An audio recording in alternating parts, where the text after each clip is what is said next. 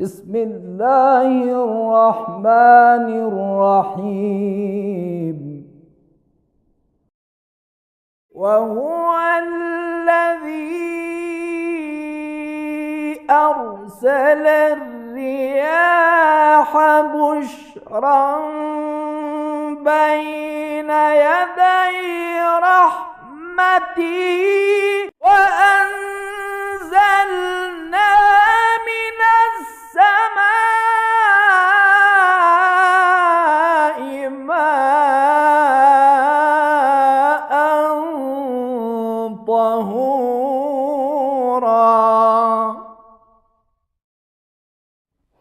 औज़ु बिल्लाहि मिनश्शैतानिर्रजीम। बिस्मिल्लाहिर्रहमानिर्रहीम। अल्हम्दुलिल्लाहि रब्बिल आलमीन। वस्सलातु वस्सलाम अला अशरफिल अंबिया वल मुरसलीन व आलिहि तय्यबीन अत्ताहिरीन। अम्मा बाद। प्यारे दोस्तों, अस्सलामु अलैकुम। एक बार फिर हम आपके सामने अहकाम पर आधारित पाठ्यक्रम लेकर उपस्थित हुए हैं। हम अपने इस प्रोग्राम में अपने जीवन से संबंधित विभिन्न मसलों के बारे में बातचीत कर रहे हैं और हमारा प्रयत्न ये है कि हर वो चीज़ जो हमारे जीवन में आवश्यक है, जिसका इस्लामी शरीयत से वास्ता है, उसके बारे में जो अहकाम हमारी शरीयत में बताए गए हैं उनको आपके सामने बयान करें। और हम अपने इस प्रोग्राम में प्रयत्न ये करते हैं कि वो प्रश्न जो अधिकतर हमारे दर्शकों की तरफ से या दूसरे लोगों की तरफ से पूछे जाते हैं उनका उत्तर दिया जाए। जैसा कि आप सभी जानते हैं, हम अपने इस प्रोग्राम में मुताहरात या उन चीज़ों के बारे में बातचीत कर रहे हैं जो किसी नजिस वस्तु को पवित्र कर सकते हैं। हमने अपने इस अध्याय को जब आरंभ किया था, उसी समय आपके सामने ये बताया था कि मुताहरात या पाक करने वाली चीज़ें 10 प्रकार की होती हैं। उसके बाद हमने इन 10 चीज़ों के बारे में धीरे धीरे विस्तृत रूप से बातचीत अपनी आरंभ की थी। सबसे पहले हमने पानी से शुरू किया था, उसके बाद ज़मीन तक पहुँचे थे कि पानी किस चीज़ को किन शर्तों के साथ पवित्र करता है और ज़मीन किन चीज़ों को किन शर्तों के साथ पवित्र कर सकती है। हम अपने आज के प्रोग्राम में इसी बातचीत को आगे बढ़ाएंगे। मुताहरात में एक चीज़ जो आती है वो है आफ़ताब या सूरज, जिसके बारे में हमने अपने पिछले प्रोग्राम में भी बहुत ही संक्षिप्त रूप से उसकी तरफ केवल एक इशारा किया था। आज हम इसी के बारे में अपनी बातचीत को आगे बढ़ाएंगे। आप सभी जानते हैं कि कभी कभी हमारे जीवन में ऐसा होता है कि घरों की छतें, दीवारें या दरवाज़े, खिड़कियाँ, इस प्रकार की चीज़ें ऐसी होती हैं जो किसी चीज़ से नजिस हो जाया करती हैं, अपवित्र हो जाया करती हैं। तो इनको पवित्र करने का तरीक़ा क्या है? शायद अगर छोटे मोटे घरों के बारे में हम देखें तो शायद कोई हमारा भाई ये कहते कि पानी डाल के उसको पवित्र किया जा सकता है। छोटी मोटी बिल्डिंगों या घरों के बारे में शायद इस तरह के उत्तर सही भी हो सके, इस प्रकार भी पवित्र किया जा सके। लेकिन कभी कभी ऐसा होता है कि वो जगह या वो स्थान ऐसी जगह पर होते हैं जहाँ पर पानी का पहुँचना संभव नहीं होता या बहुत सख्त होता है, कठिन होता है। इस प्रकार के सिचुएशन पैदा हो जाती हैं। तो ऐसी सूरत में, ऐसी अवस्था में उस स्थान को कैसे पवित्र किया जाएगा? यानी हमारे घरों की छतें, दीवारें, द्वार, खिड़कियाँ, इस प्रकार की चीज़ें अगर नजिस हो जाएं तो उनको कैसे पवित्र किया जाएगा? तो हमारी शरीयत ये कहती है, इस्लाम ये कहता है कि सूरज कुछ चीज़ों को कुछ शर्तों के साथ पवित्र कर सकता है। सूरज जिन चीज़ों को पवित्र कर सकता है उसमें से घरों की छतें हैं, घरों की दीवारें हैं, वो दरवाज़े और खिड़कियां हैं जो घरों में लगे हुए हैं। और इसी प्रकार वो पेड़, वो पौधे, वो घास, वो फूस जो इस समय ज़मीन में लगे हुए हैं, ज़मीन से उखाड़े नहीं गए हैं, अगर ये चीज़ें किसी कारणवश नजिस हो जाएं तो उनको सूर्य या सूरज पवित्र कर सकता है। लेकिन उसकी कुछ शर्तें हैं। सबसे पहली शर्त ये है कि जिस चीज़ को सूर्य पवित्र करना चाहता है उसके ऊपर से जो असल नजासत है, असल अपवित्रता है, वो गंदगी जो उसके अपवित्र होने का कारण बनी है, उसको हटाया जा चुका हो। जैसे अगर घर की दीवार पर पेशाब या मलमूत्र या शराब या इस प्रकार की कोई चीज़ अगर लगी हुई है तो सूरज उस दीवार को उसी समय पाक कर सकता है, उसी समय पवित्र कर सकता है जब सबसे पहले उसको स्वयं हटाया जा चुका हो। अगर वो चीज़ लगी है तो सूर्य उसको पवित्र नहीं कर सकेगा। और दूसरी चीज़ ये है कि जो अपवित्र स्थान है, जैसे कि हमारी मिसाल में दीवार, वो तर हो, भीगी हुई हो। अगर तर है और भीगी हुई है तभी उसको सूर्य पवित्र कर सकता है।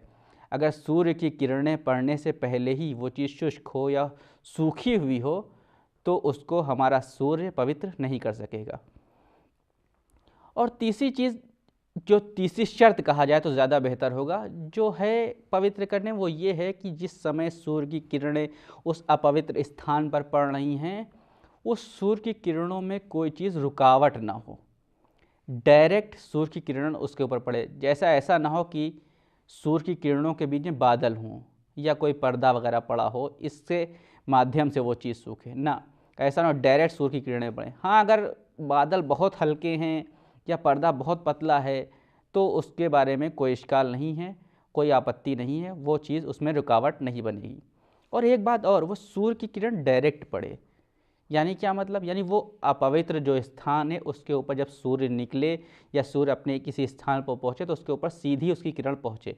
ऐसा ना हो कि अगर अंदर का भाग अपवित्र हो गया है, सूर्य की किरण वहाँ नहीं पहुँच सकती है, हम शीशे के माध्यम से या किसी और माध्यम से सूर्य की किरण को उस तक पहुँचाए तो इस प्रकार वो अपवित्र स्थान पवित्र नहीं होगा।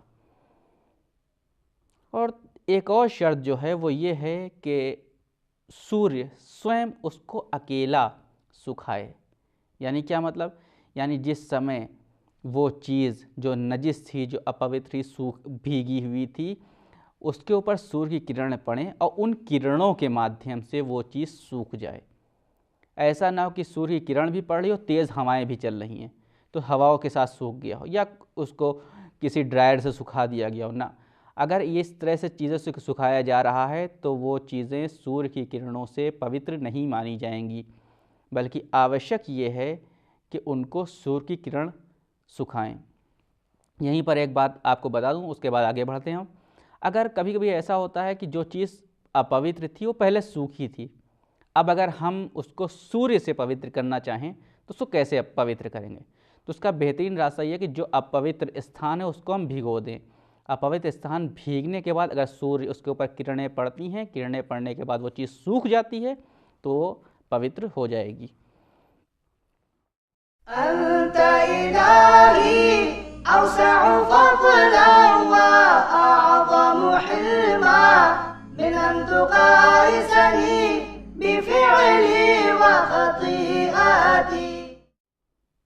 एक चीज़ जो कही जाती है, जो हमारे फ़ुक़हा इस मामले में इस बारे में कहते हैं, वो चीज़ ये है कि जिस समय सूर्य की किरण उस अपवित्र स्थान, उस अपवित्र दीवार या दर या दरवाज़े या छत पे पड़ रही है, उसका हर भाग, अंदर का भाग और बाहर का भाग एक साथ सूखे। अगर अलग अलग सूख रहा है, जैसे कि अगर एक दिन में बाहर का भाग सूख गया, दूसरे दिन में अंदर का भाग, तो सिर्फ़ और सिर्फ केवल बाहर का भाग ही पवित्र माना जाएगा और अंदर का भाग सूर्य के माध्यम से पवित्र नहीं हो सकेगा। तो ये वो चीज़ें थीं जिनको सूर्य से पवित्र किया जा सकता है, जैसे दरवाज़ा, जैसे घर की दीवारें, जैसे छत, लेकिन अपनी शर्तों के साथ, जैसे सूखी ना हो, भीगी हो, सूर्य की किरण डायरेक्ट पड़ती हो, उसमें कोई रुकावट ना हो, वगैरह वगैरह। इस प्रकार की अगर शर्तों के साथ सूर्य की किरण किसी अपवित्र घर, किसी अपवित्र दीवार, किसी अपवित्र पेड़ पे पड़ रही हैं तो उसको पवित्र कर सकती हैं। तो ये वो चीज़ थी जो मुताहरात के भाग में सूर्य जिन चीज़ों को पवित्र कर सकता है। इसी भाग में एक और चीज़ आती है जो किसी चीज़ को पवित्र कर सकती है, वो है इस्तिहाला। शायद सुनने में बहुत कठिन लफ्ज़ लगे, कठिन शब्द प्रतीत हो कि इस्तिहाला किसको कहते हैं। इस्तिहाला हमारी शरीयत में उस चीज़ को कहा जाता है कि कोई चीज़, कोई अपवित्र चीज़ अपने मूल रूप को बदलकर दूसरा रूप अख्तियार कर ले, दूसरी सूरत में आ जाए। अगर कोई अपवित्र चीज़ अपना मूल रूप बदलकर दूसरी सूरत में आ जाती है तो उसको इस्तिहाला कहा जाता है। और इस्तिहाला किसी अपवित्र चीज़ के पवित्र होने का कारण भी बनता है। यानी अगर कोई चीज़ इस्तिहाला की सूरत अख्तियार कर लेती है, किसी चीज़ में इस्तिहाला हो जाता है, तो वो चीज़ इस्लामी शरीयत के अनुसार और हमारे फ़ुक़हा के फ़तवों के अनुसार वो चीज़ पवित्र हो जाएगी। कुछ उदाहरण आपके सामने प्रस्तुत कर दूं ताकि ये बात अच्छी तरह से स्पष्ट हो जाए और हमारे जहनों में बैठ जाए कि इस्तिहाला किसको कहते हैं और कैसे कोई चीज़ इस्तिहाले के माध्यम से पवित्र हो सकती है। जैसे कि आप सभी जानते हैं, हमने अपने पिछले प्रोग्राम में भी ये बात बताई थी कि मुर्दार या मृत जीव या मृत इंसान का शरीर अपवित्र होता है। अगर ये अपवित्र जीव या मृत शरीर अगर मिट्टी में पड़ा रहे, मिट्टी में पड़ा इतना समय बीत जाए कि उसका शरीर मिट्टी में बदल जाए, तो ये जो मिट्टी होगी उसको पवित्र कहा जाएगा। हम जानते हैं कि वो शरीर से मिट्टी बनी है और शरीर पहले अपवित्र था, लेकिन चूँकि ये शरीर, ये मुर्दार इस्तिहाला होकर मिट्टी में बदल गया है, इसलिए हमारे फ़ुक़हा ये कहते हैं कि ये मिट्टी जो है वो पवित्र होगी। और इसी में एक और उदाहरण पेश कर दूँ, जैसे दाने होते हैं, बीज होते हैं। अगर ये बीज या दाने ये चीज़ें अपवित्र हों, अगर उनको मिट्टी में दबा दिया जाए या ख़ुद मिट्टी में चले जाएं, उसके बाद उनको सूरज और पानी सही समय पर सही अवस्था में मिलता रहे, उसका पौधे का रूप ले लें। अगर नजिस दाना, नजिस बीज पौधे का रूप ले लेती है तो उसको भी इस्तिहाला कहा जाएगा और ये इस्तिहाला उस दाने के पवित्र होने का कारण बनेगा। जैसे कि इसमें एक चीज़ और जो हम अपने आम जीवन में भी इसको अधिक देखते हैं, जैसे कि नजिस लकड़ी, अगर किसी पेड़ की कोई शाखा हमने काटी, वो नजिस थी, तो नजिस लकड़ी को अगर जलाया जाए और जल के वो राख बन जाए तो उसे इस्तिहाला कहा जाएगा। यानी ये इस्तिहाला हो गया। क्यों? क्योंकि उसका असल रूप लकड़ी का था और इस लकड़ी ने अपना रूप बदलकर राख का रूप ले लिया है, यानी उसके असल में, उसके मूल में परिवर्तन हो गया है। अब चूँकि मूल में परिवर्तन हो गया है अर्थात उसका असल बदल गया है और ये परिवर्तन इस्तिहाला है, और वो खाक या वो राख जो उस नजिस लकड़ी से, वो अपवित्र लकड़ी से हमको प्राप्त हो रही है, वो पवित्र होगी। यहाँ पर एक बात कोट करने लायक है और ध्यान देने लायक है, वो ये है कि कभी कभी ऐसा होता है हम लकड़ी या नजिस लकड़ी को जलाते हैं और नजिस लकड़ी जलने के बाद कोयला बन जाती है। पहले लकड़ी थी, अब कोयला बन गई। क्या ये कोयला भी पवित्र होगा? तो हमारे फ़ुक़हा ये कहते हैं नहीं, ये कोयला जो है वो पवित्र नहीं होगा, ये कोयला इस्तिहाला नहीं हुआ है। हाँ, अगर यही अपवित्र लकड़ी जलते जलते राख की सूरत में बन जाए, राख की सूरत अख्तियार कर ले, तो इस्तिहाला होगा और ये उसके पवित्र होने का कारण बनेगा।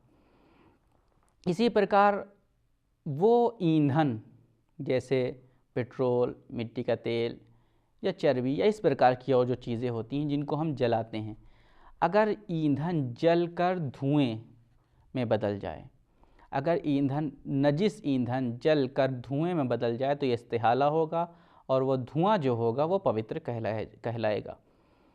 और इसी प्रकार शराब, जिसके बारे में हम पहले बता चुके हैं कि शराब के बारे में इस्लाम ने बहुत इसकी निंदा की और लोगों को इससे दूर रहने के लिए कहा है, जिसके बारे में अगर जानना है तो इसके अपने विषय में देखना होगा।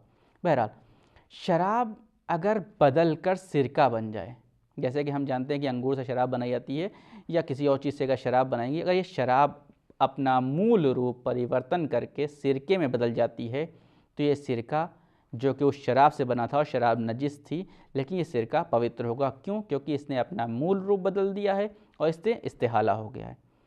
लेकिन यहीं पर ध्यान देने वाली बात है जो हम पहले भी कहते आ रहे हैं अभी इस बहस में अपनी शुरू से, वो ये है कि कभी कभी ऐसा होता है कि हमको अपनी प्रथम दृष्टि में यह लगता है कि कोई चीज़ इस्तिहाला हो गई है, लेकिन कुछ चीज़ें ऐसी होती हैं जो इस्तिहाला नहीं होती हैं और हमको जो लगता है शायद पवित्र हो गई, वो पवित्र नहीं होती हैं। अगर कोई नजिस चीज़ अपना मूल रूप ना बदले तो वो पवित्र नहीं होती है। कुछ उदाहरण देख लीजिए ताकि ये बात स्पष्ट हो जाए। जैसे अगर किसी के पास, किसी व्यक्ति के पास नजिस गेहूँ हो, अगर उस नजिस गेहूँ को पीस कर आटा बना दिया जाए और उस आटे से रोटी बनाई जाए, तो वो आटा या वो रोटी जो उस नजिस गेहूँ से बनाई गई है वो पवित्र नहीं होगी, बल्कि इसमें इस्तिहाला नहीं होगा, बल्कि वो अपवित्र ही रहेगी। और इसी प्रकार अगर नजिस अंगूर से सिरका बनाया जाए, अगर नजिस अंगूर से सिरका बनाया जा रहा है तो वो भी पवित्र नहीं होगा, बल्कि अपवित्र ही रहेगा। जैसे अगर किसी चीज़ के बारे में हमको पता है कि ये चीज़ नजिस हो गई थी, अगर वो अब हमको शंका हो रही है, हमने जैसे शंकाओं के बारे में बताया है, पहले भी इस बात के बारे में हमने बातचीत की है। शंका में ध्यान रखने वाली चीज़ है कि हम पहले क्या चीज़ थी, जो चीज़ पहले होगी वही शंका के बाद मानी जाएगी। अगर किसी चीज़ के बारे में हमको पता था नजिस है, अब हमको शंका हो रही है कि ये इस चीज़ में इस्तिहाला हुआ है या नहीं हुआ है, तो हमारे फ़ुक़हा ये कहते हैं कि इस चीज़ को इस्तिहाले के माध्यम से पवित्र नहीं माना जाएगा, बल्कि वो नजिस ही रहेगी। इस्तिहाले के भाग को हम यहीं पर समाप्त कर देंगे, लेकिन मुताहरात के संबंध में कुछ और चीज़ें हैं जिनको हमने जैसा कि वादा किया था स्पष्ट रूप से, विस्तृत रूप से आपके सामने बयान करेंगे, लेकिन अपने अगले प्रोग्राम में। तब तक के लिए वस्सलामु अलैकुम वरहमतुल्लाहि वबरकातुहू। अस्अलुक या रब्बि क़ल्बन सलीमा व लिसानन सादिक़ा व अस्तग़फ़िरुक लिमा तअलम व अस्अलुक खैर मा तअलम व अऊज़ु बिक मिन शर्रि मा तअलम फ़इन्नक तअलमु व ला नअलम व अन्त अल्लामुल ग़ुयूब برحمتك يا أرحم الراحمين.